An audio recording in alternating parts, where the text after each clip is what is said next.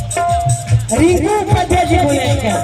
अच्छा फिकालपुर से 501 रुपए के बहुत सारा पुरस्कार आपके बाद में प्रणाम स्वागत अभिनंदन और बहुत सारा पुरस्कार हमने के कल्लू भैया की तरफ से स्वागत अभिनंदन बनने वाले की और कहे के बाद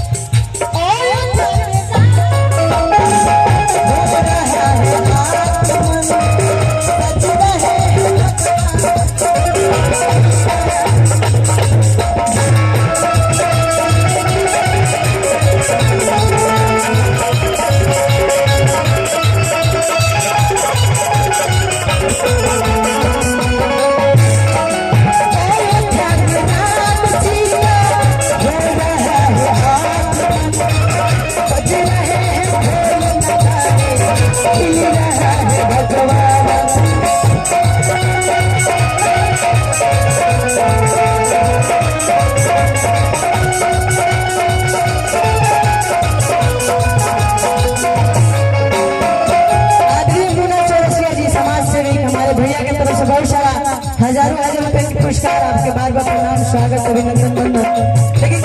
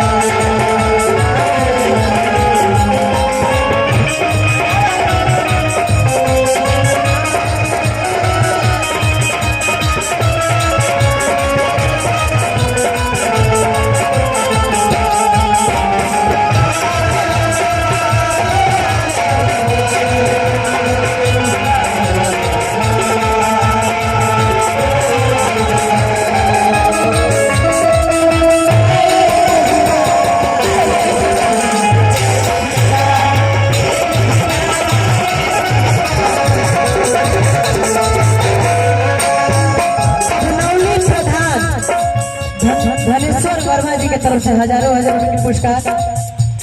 दिन दुनिया तरक्की करी प्रधान जी फिर 5 साल बाद फिर प्रधान बने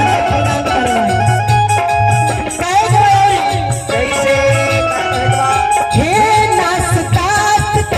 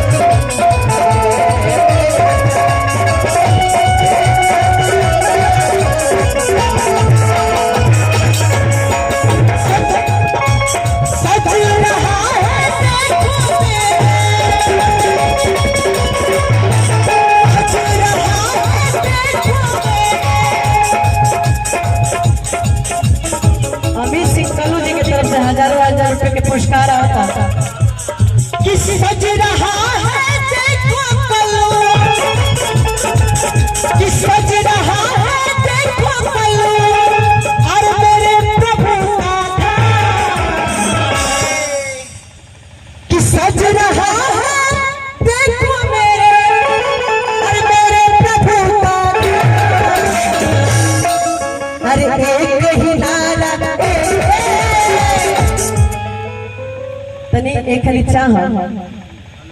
हमें सिंह कलू जी बहुत आपके फेवरेट टाइप के बने ना जी। हम जानते नहीं मतलब तनी वो टाइप के तो बाकी लोग कितना लोग रुपया दी कमाई के नाम से बोल भाई हमारा पता भाई भक्त नहीं है सबके।